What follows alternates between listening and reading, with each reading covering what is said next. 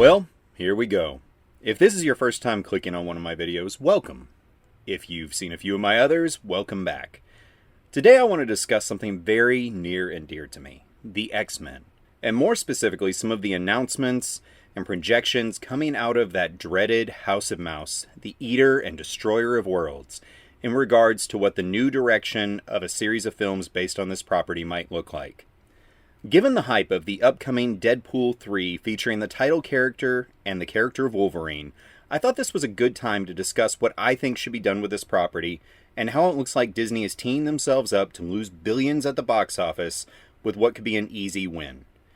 It is worth noting that if you look through my videos on my channel, I've been at odds with quite a few people lately due to my viewpoint on a certain animated show I won't delve into here. It has caused quite a lot of focus and attention on my part towards a property that I already tend to think of probably at least once a day. If that seems extreme, well, what can I say? My mind goes where it goes, and the X-Men have always been a warm and fond place in my memory, full of dynamic figures and epic stories. My fandom with this property, as I've said in other videos on this channel, began at the age of 7 when X-Men the Animated Series debuted on Fox Kids.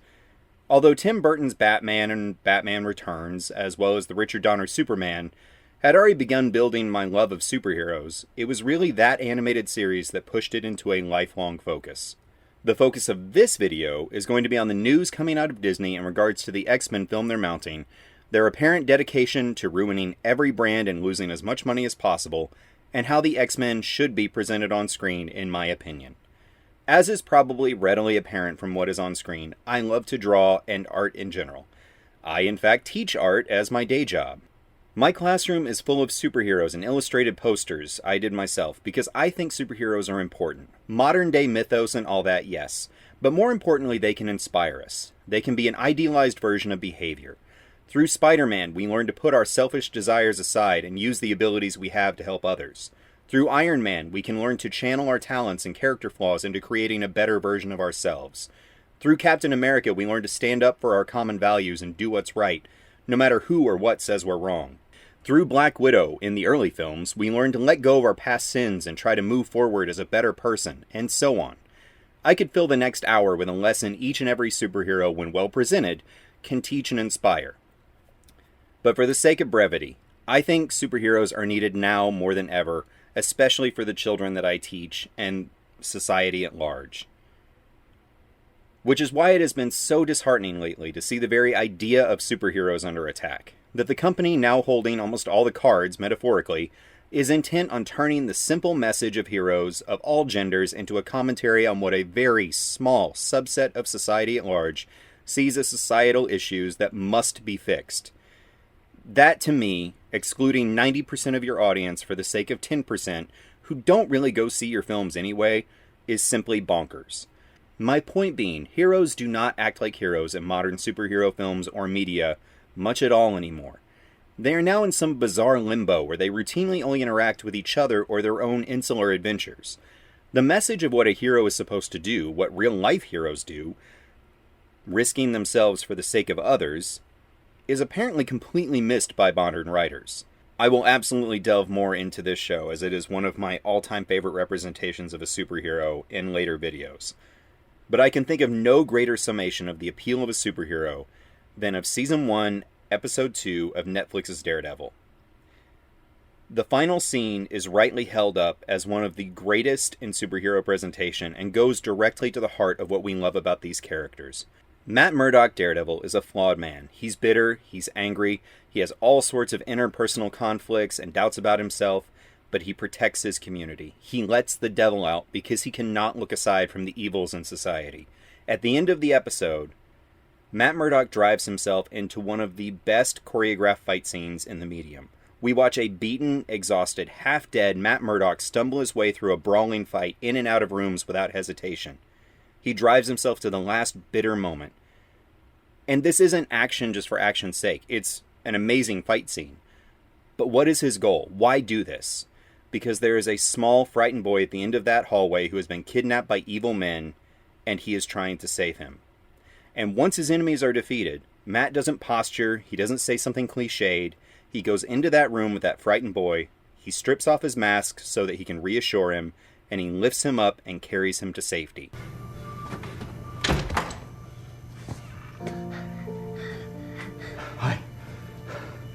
I know you're scared, but I'm here to help you. If I could get every writer and studio that takes on one of these projects to watch that scene and many others from Daredevil until they at last get what attracts us to this, I would do so endlessly. And why is all of this relevant to the X-Men? Well, as much as the Twitter X woke mob wants to claim it as a story focused on either minorities, some bent new form of feminism, or fully allegorical of the gay experience, it isn't. It never was. That particular read on the characters really came about due to the legacy virus, invented by writer Scott Lobdell and editor Bob Harris in 90s comics, being applied almost directly as an allegory for the AIDS virus. It further has its roots in Bryan Singer, the disgraced former director of the first two X-Men films, and a problematic representative of the gay community, to say the least. Singer made being a mutant almost completely analogous to the gay experience in the first two X-Men films. He did a great deal of press about this at the time and is directly responsible for later retcons to the character of Iceman. But Bryan Singer has never been the poster child for any community, so the less said about him, the better. Can it be applied to those things, and someone from those groups find themselves in it or the stories it tells about being othered by society? Absolutely. And that's great. As a kid, I often had a lot of trouble communicating effectively with my peers and was often ostracized. In my teen years, those issues with communication were explained when I was diagnosed as what was then having Asperger's and is now simply part of the autism scale. So I saw myself in many of the characters. But that was never the main appeal. The appeal was always in the escapism of it. Being able to fly above bullies like Archangel, fight like Wolverine, or have the devil-may-care and attitude that pre-wokeified Iceman did. The discrimination aspect of the X-Men has always been a part of the challenge that the team faces, but has always been a somewhat difficult needle for stories to thread. Pitting humans and mutant communities against each other is often a goal of most of the villains that the X-Men face. Human villains want to eradicate them out of fear of replacement. Mutant extremists want to harm humans, as most bullies do, and villains like Apocalypse want to bring about a war between both sides so that only the strongest will survive. Mr. Sinister as a villain is more focused on the chaos as a ladder frame of mind espoused by characters like Littlefinger from Game of Thrones. Sinister doesn't really care which side wins or loses or who is victimized as long as he gets to engage in his own twisted interests. My point being that the villains the X-Men face are a large and varied group, so focusing the stories on humanity-hating mutant kind and making humans in general the enemy of the X-Men is a complete misread of the story. Discrimination and fear are an aspect of the world that they live in, and can be explored to great effect. It frames their world and provides difficulty in their adventures, but often their struggles are more devoted to protecting humanity than seeing humanity as an enemy. The primary mission statement of the X-Men is to function as a superpowered anti-terrorism unit. Their job is to protect society from mutant extremists and opportunists that would use their own abilities to further their own ends, regardless of the collateral damage, and thus further damage the relationship between humans and mutants. The secondary mission statement of the X-Men is to provide a safe haven for mutants and protect them from society at large, but Xavier's whole mission is to get humanity to accept them. It is worth pointing out that this is why the gay or minority allegory so often fails when applied to mutants in the Marvel Universe. Mutants by their nature are often dangerous. They often have deadly or uncontrollable abilities that need to be harnessed and trained in their use. It is much more analogous to a 13-year-old being handed an M4 assault rifle with unlimited ammunition and not knowing how to use it. In most cases, the job of the X-Men is to find these mutants and train them in the use of their abilities. So from that lens, humans do often have a point in being afraid of mutants. This has also always made the X-Men universe fit awkwardly in the broader Marvel universe. It's why the X-Men interact so little with teams like the Fantastic Four, who have crazy abilities many mutants share, but who are celebrated. In a universe that accepts one and hates and fears the other, as with the Avengers or even Spider-Man, it simply rings false. This is also why, for me personally, I've always been fine with the X-Men being their own world unto themselves, where only mutant powers exist. It strengthens the world in the story. It's also why that show I am not focusing on failed so spectacularly at involving the Avengers and specifically Captain America. Because once you start trying to merge the two, you have to weaken the concept of one or both to allow for them to coexist. And to be fair to humans in the better X-Men comics, mutant powers are not always met with hatred and fear. This is something the old animated series did so well. showing humans having the full spectrum of reactions to the mutant abilities, from enjoyment to envy to jealousy to respect to fear, trepidation, all the way up to hatred. Because mutant powers are cool. It's ridiculous not to expect that there would not be a huge section of society that wouldn't want to be mutants. Because that is one of the main appeals of the X-Men, their insane power set. The X-Men as a brand, exemplified so well in that 92 cartoon series, had a great roster of individual characters with amazing abilities. So much of the fun of being a fan of the comics and the cartoons was the escapism of imagining what it would be like to be Wolverine or Iceman or Cyclops or Storm. So often the joy of these characters and their abilities is lost in the film and modern takes on them. The focus too often is on the burden of being a mutant. And yet the comics quickly realized being a mutant was awesome. It was fun. This is another aspect of modern filmmaking where we can no longer revel in the powers and abilities of our characters. Formerly fun, masculine, confident characters must now be, especially in the MCU, dour, emasculated chumps who can only make impotent jokes in the face of danger. The X-Men, though, are a story all about a massive cast of badasses all coming together to fight against those that would harm others. The early movies often failed at fully exploring this. Due to the hype and notoriety of Wolverine, as well as the fact that his abilities were simply much easier to present at the time, he became the focus.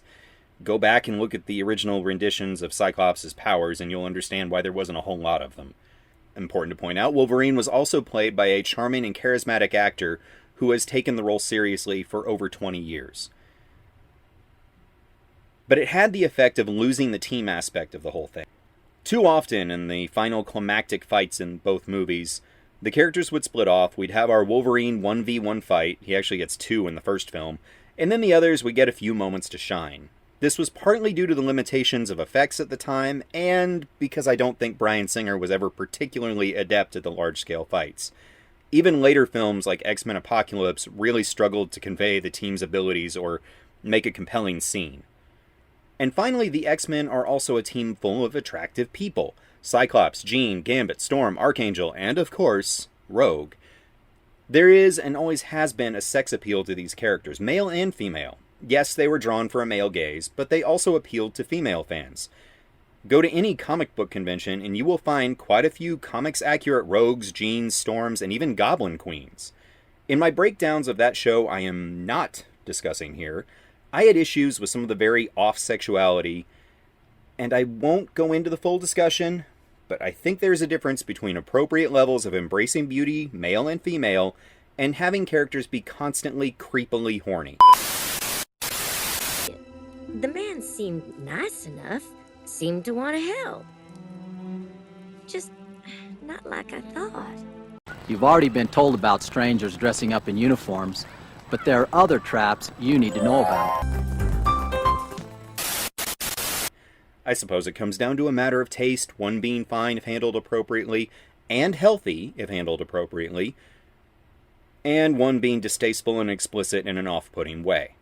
So given all of that, it was rather disheartening to hear that Disney Marvel has hired Michael Leslie to write an X-Men film focused primarily on the female roster of the X-Men and bringing in new characters. I do not know Leslie's filmography extensively. His primary output has been Shakespearean adaptations such as Macbeth and apparently an upcoming Hamlet, smaller British dramas, and 2 forays into more action-based films with the Assassin's Creed video game adaptation and Hunger Games: The Ballad of Songbirds and Snakes. I have not seen either one, as I had heard nothing particularly positive about Assassin's Creed, and although I watched the original Hunger Games movies with my oldest daughter, she has since outgrown the series, so we just missed that one. To say this is underwhelming is probably a bit of an understatement. It reads like what we as fans of the X-Men are going to get is a middling project with a dour tone focused on the drama being a mutant seen through the lens of the female X-Men. And here's where I might say something controversial, although I doubt it really is. That sounds horrible. It sounds like more of the boring, infallible girl boss, male and pale as stale, DEI nonsense that Disney has been pushing into the MCU since Captain Marvel. And I do not expect it to be much more than a middling success that will get some initial buzz because it is X-Men, and therefore beloved, but in the long run will fail. So what, in my humble art teacher's opinion, should they do instead? Oh, funny you should ask. Well, if Disney Marvel really wanted to make an X-Men movie, that would make the billion easy that this property should. they need to get a few things checked off. First, make sure the X-Men are the hard-hitting action team they should be. It's a mainstay of the comics that, unlike the Avengers, the X-Men train constantly to work in tandem better than almost any other superhero team. The best representation of what I mean is the ending fight scene from Guardians of the Galaxy 3. The movie has its issues, but that fight was incredible. Well put together and exemplifies exactly what I'm talking about, with each combatant feeding off of and working with another in almost perfect synergy. Second, get the costumes right. This sounds like such a simple thing, and yet, oh how the X-Men have always struggled with this. If Deadpool and Wolverine and the hype around it is proving anything, it is that we are far past the point where comics-accurate costumes won't be accepted. We've done the black leather fight suits. I have a whole video breaking down costumes and what looks good on a superhero on my channel. Please check it out if you would like to. But in this one thing, we are finally ready. Get the Jim Lee costumes on screen and represented well.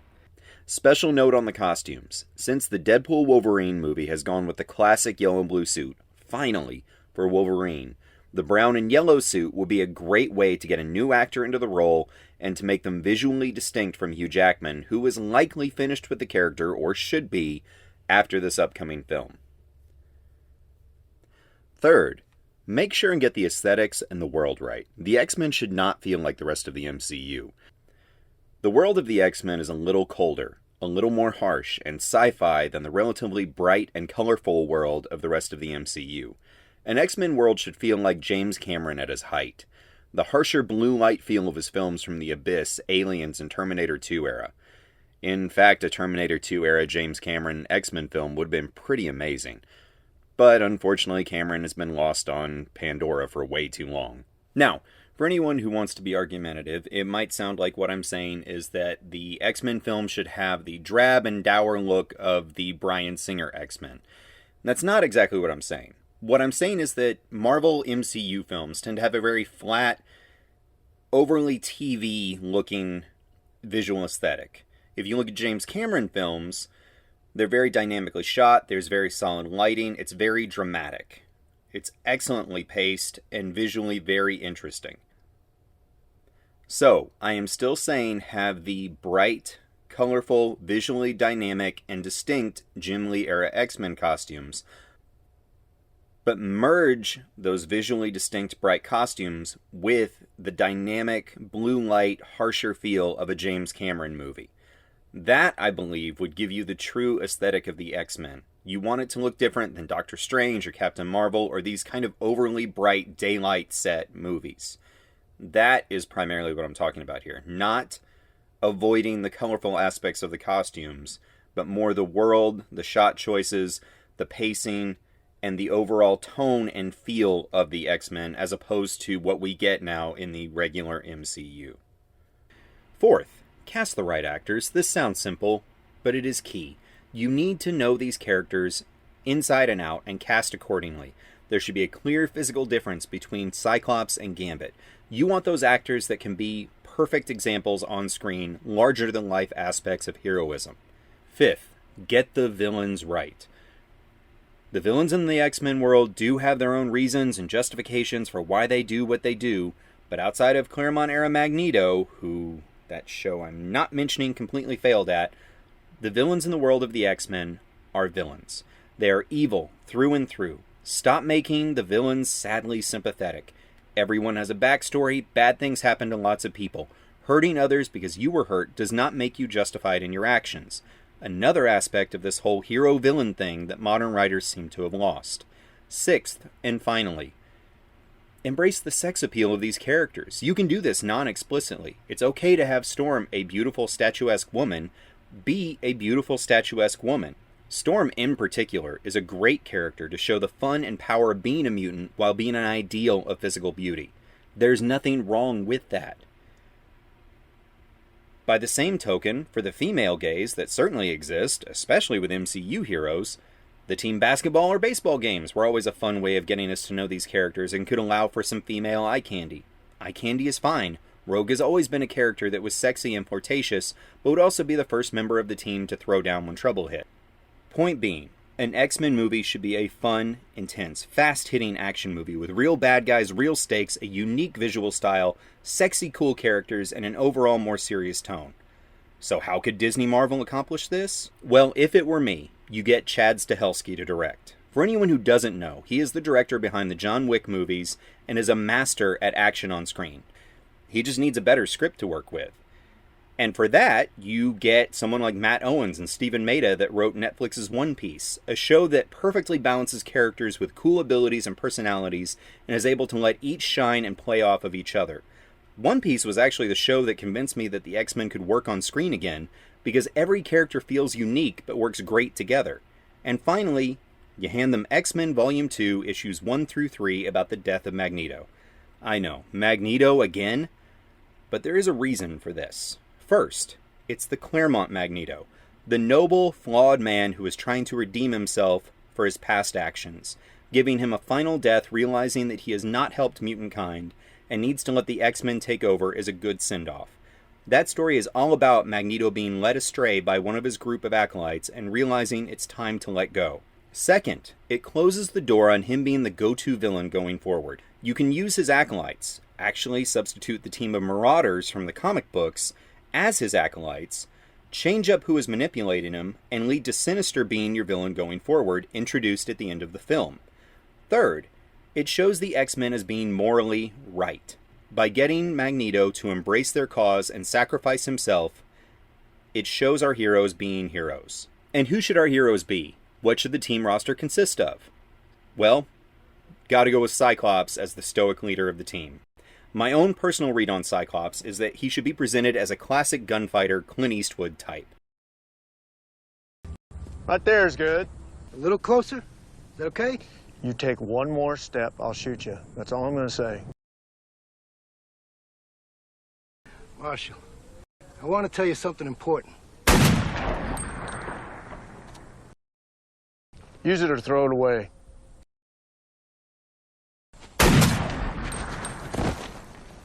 A man of few words who can lead the team and absolutely lay down the law when he needs to. Now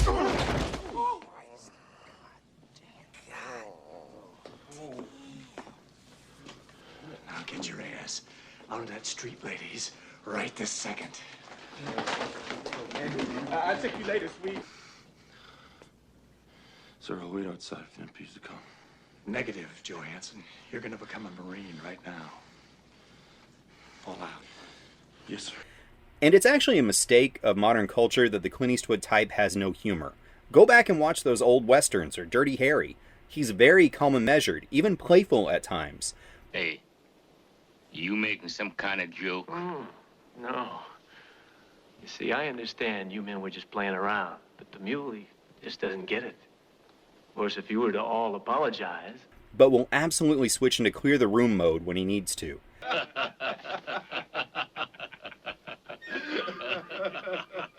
I don't think it's nice, you laughing. You need this to make Cyclops different from the rest of the team. A key conflict for Cyclops can be that he has never found the brother he was separated from after the death of his parents, and he looks at Bobby, Iceman, as a surrogate little brother and thus holds him to a harsher standard. Cyclops can be looking to step down as the field leader of the X-Men and wants Storm to take his place, leading the primary team while he focuses on getting the up-and-coming New Mutants ready for the field. Next, Storm. Absolutely. Storm actually, as someone recently pointed out, has more on-page time than almost any other character as written by Claremont. She became the heart and soul of the team. So Storm in this film should be the second in command to Cyclops and still the spiritual heart of the team, both the moral center of it and one of its main powerhouses. Storm's primary conflict should be that she has a different leadership style than Cyclops. Although more powerful and highly competent, she struggles to get the others to fall in line in the same no-nonsense way that Cyclops employs. Storm ultimately should realize that her strengths as a leader lie more in inspiration, as it should be her who breaks through to Magneto at the end of the film. Go in. He'll listen to me. Warren, please. This isn't like you. Storm. Rounding out the team, you should also have Gambit, who should always have the playful, almost Doc Holliday, Han Solo-ish presence. kind of the calm, cool guy leaning in the corner ready to swing into action. Gambit can be your man of mystery, a new addition to the team that Xavier brought in that no one on the team quite trusts yet. He is hard to read by the telepaths and is often treated with a sense of danger and unpredictability, but by the end of the film proves himself to be one of the X-Men. What? Yahoo! Look out! You're all clear, kid. Now let's blow this thing and go home. You absolutely need Rogue on the team. The playful and flirty member who is easy with a smile but can channel a Marion Ravenwood sensibility of getting serious when she needs to. Rogue has always been one of the best characters to have on the team because she represents someone who started out in the wrong place but has fully embraced the Xavier view on working to save humanity. She should be a bright, fun figure. Again, ignoring the show I'm not talking about and what they did to her character. Moving on. Next, Iceman. Referencing their past as original members, he is newly back on the team after being away. He's a cocky hotshot who takes risks with his powers and butts heads with Cyclops, who he reacts to as an older brother since they came up in the team together. Iceman should have huge untapped power, but be unsure in how to use it, covering up with his bravado. Picturing an early Interspace-style Dennis Quaid type, or Maverick from Top Gun in the early movie. And absolutely, you need Wolverine on the team. A lot gets made about Wolverine being overused, overhyped, and I strongly disagree. Wolverine is always a good member to have on the team, and it's only in recent years this hate for the character has grown. It's simply all in how you use him. This being a fast-moving film, you don't have to overly focus on the character. Give him one or two strong moments to shine, make him the confident, older brother, gruff figure on the team, but never make him the primary focus. And me personally, move on from the Jean lust. It's overplayed, it's been done, we've seen it. Focus on Wolverine as more of an older, gruff guiding figure for the younger mutants. In support roles, and this is my own particular preference, I think you should keep Xavier out of the stories. You can claim that he has disappeared mysteriously but has not been leading the team for a while. Put Jean into his role at the mansion, being the team telepath and leading the school as its head mistress. And of course supporting her husband Cyclops, who she should be married to, with a confident, happy relationship. And of course, you gotta have Beast as the support science guy who jumps into action at the end, showing that he can throw down just like the rest of the team. For your enemies, again, Magneto should be the antagonist, but a conflicted one. The goal would be to honor the character and show him moving and maturing and realizing his time has passed. Now, in terms of who your real, evil, driving force villain is in this whole thing, I believe it should be Fabian Cortez. Your true villain of the piece, that irredeemable villain that I mentioned earlier that Marvel writers need to get back to, much like the High Evolutionary from the most recent Guardians of the Galaxy film, is Fabian Cortez. If Magneto is your noble but flawed antagonist, your truly evil, selfish villain needs to be his underling. Fabian Cortez is a character that was part of the upstart villains that Jim Lee and other writers were pushing at the time in the X-Men comics, and he featured heavily in the death of Magneto's story. His ability is to amplify the abilities of other mutants, albeit in a highly unstable way. In the story, he has convinced Magneto that he is healing him due to previous injuries, but what he's really doing is subtly amplifying Magneto's already incredibly powerful abilities and making Magneto more and more mentally unstable, while also convincing Magneto that the US government and the X-Men are true enemies. Only for Magneto to learn too late what has been done and to sacrifice himself to keep his fellow mutants from being casualties in the crossfire. What you can do in a film sense with him is make him an obsequious lackey to Magneto's face, but have him be secretly working to further his own goals. In this case, have him be Sinister's primary agent and creating the proxy war between Magneto and the US government. Have Cortez and some of the double agent acolytes creating a situation that Magneto believes is human-generated in terms of hostility, but is in truth coming from Sinister, who wants Magneto out of the way as an obstacle for his own goals of mutant experimentation. This could be a commentary on the fact that no matter how wrong Magneto has been in his achievement of his goals, he was at the ultimate end a protector of the mutant community. Cortez is merely more a worm-tongued figure, a selfish, power-hungry 80s-style bully who views himself as the winner in every situation and cannot see where he truly is in the power hierarchy. Cortez should escape the Asteroid M conflict between the X-Men and Magneto after trying to trigger nuclear warheads to fire back at the US, which Magneto is arrayed around his home as a defensive measure. Magneto should go down with his ship, as he does in the comics, ensuring that the X-Men and the innocent acolytes have gotten to safety. Cortez should go to Sinister in a final scene, believing them to be equals, only for Sinister in his creepy ultimate villain way to capture Cortez, and in a horror movie, Raiders of the Lost Ark, Indiana Jones villain comeuppance style, imprison him for experimentation. This would set your villains up to go forward into future X-Men movies. This would allow you to focus on Sinister to possibly bring in a much better realized Apocalypse, and so on.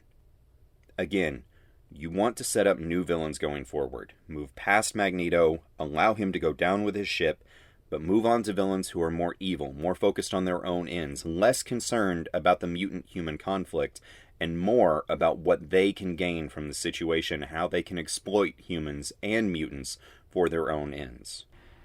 All of this should be handled quickly and efficiently, as in films like Predator, The 13th Warrior, One Piece, Guardians of the Galaxy, Top Gun Maverick, The Fellowship of the Ring, or the first Avengers film, where a large roster of characters are introduced, given small brief moments to shine, and the momentum continues forward. My take would be to open the film with the team taking down a surviving group of Brotherhood of Evil mutant members.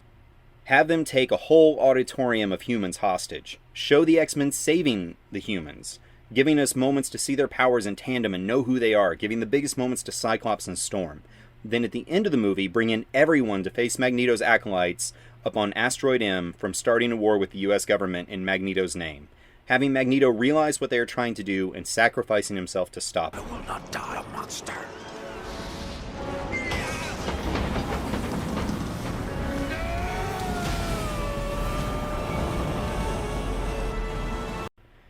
I think a movie like that would make $1 billion easy. I think it would set Disney Marvel up to springboard into all kinds of amazing stories from the comics, individual films, different teams, and so on. You could dip back and make a prequel movie about the original First Class, the true First Class. You could have Nightcrawler, Colossus, Kitty Pryde, and others all in training at the mansion to soon join the team. There are endless possibilities. And here I may say another controversial thing, but if Disney were smart, they would not focus on sexuality or gender politics at all. Do not make Storm's struggles with leadership overtly about her being female. Do not make Iceman's sexuality a focus. Just as the sexuality of characters on the team in films like Predator or the new Top Gun Maverick were never a focus. Don't make them one here. Iceman, who was only retconned to be gay back in 2015, again because of the way he was characterized in the Singer films. Ollie, have you tried not being a mutant? Which again has all kinds of problems when you consider the young actor's age at the time and Singer's predilections with his young male cast taken into account. So to combat that, make Iceman a character with his motivations and goals all about him proving himself, like Rooster in Top Gun Maverick. He has an older brother figure in Cyclops who is constantly doubting him and questioning his decisions, echoing doubts he may have about himself, which he has to deal with by the end of the film. The only characters who should have their sexuality be in any way indicated should be Cyclops with Jean, shown as a loving and trusting relationship, making Jean the reservoir of strength Cyclops goes to when he is not being the field leader, as the wives of many strong men are, and Gambit and Rogue. This should be more of a Han Solo, Princess Leia dynamic, with Wolverine as the somewhat protective older brother figure to Rogue, knowing that her powers have left her somewhat sheltered. My point on this whole diatribe being, these are things that can be shown non-explicitly. Children could see this and be fine with it. This would broaden your audience and make these character-driven plots, not agenda-driven ones. And again, 90% of the audience correspond to this kind of representation. And that 90% are more than willing to not go to a film if they feel it has the kind of messaging they're tired of having pushed at their children or themselves. And if Disney were so worried about representation and agendas for that 10%, do this. Give the directing and writing team I just suggested $200 million to work with. Give your whole woke agenda team $250 million to work with. Give them a little more. Disney loves to waste money, why not waste it like this? Tell the woke team to make whatever agenda-filled version of the X-Men they want. Fill it with messaging and coding and all of it. It doesn't personally bother me to have both exist. As long as the audience that I feel like I am a part of, the vast 90% audience, could go and watch that first film, the action film based on the 90s X-Men, the height of X-Men, enjoy a fun hour and 45-minute action movie with all of the team represented, cool characters, cool powers, and be ready for the next movie. You know what? Go nuts. Make your woke version. And you know what? Have Cyclops, Jean, and Wolverine being a throuple. Have Rogue shacking up with a 60-year-old creepy Magneto who manipulates her. Have the male characters be constantly belittled and fail. Fill the movie with girl bosses. Again, I don't care that a version like that would exist. That's fine. As long as the classic version existed as well. As long as I could choose real sugar Coke over caffeine-free Diet Coke, have them both on the shelf. Do it as a sales experiment. Release the two 6 months apart and see which one makes them more money. Except, no, they won't do that. And we all know why. That second movie would completely bomb. Because only about 5% of the audience wants to see that. And of those that claim they do, only a smaller fraction would actually go watch it. And I bet of that loud minority, they would actually probably go watch the first one first. Because, and here's the thing, a good movie trumps a bad movie. And if you make your movie all about messaging and all about agendas, your writing fails. Because your writing cannot exist when agenda takes precedence. Characters cannot be characters when they have to fit an agenda. Because at the end of the day, we all want heroes. We want the heroes we grew up with. We want masculine heroes that can come in, kick ass, and save the day. We want feminine heroes that are attractive and tough and can hold their own while being feminine. And we want to stop being preached to. We want that small subset of society to understand that we accept them and their way of life as long as no one is being hurt, but we want it to stop being pushed into every story and property at the expense of those stories and characters.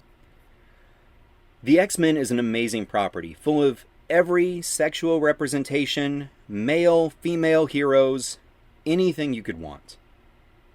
But you need to let them be heroes first. You need to let the story and the plot take precedence.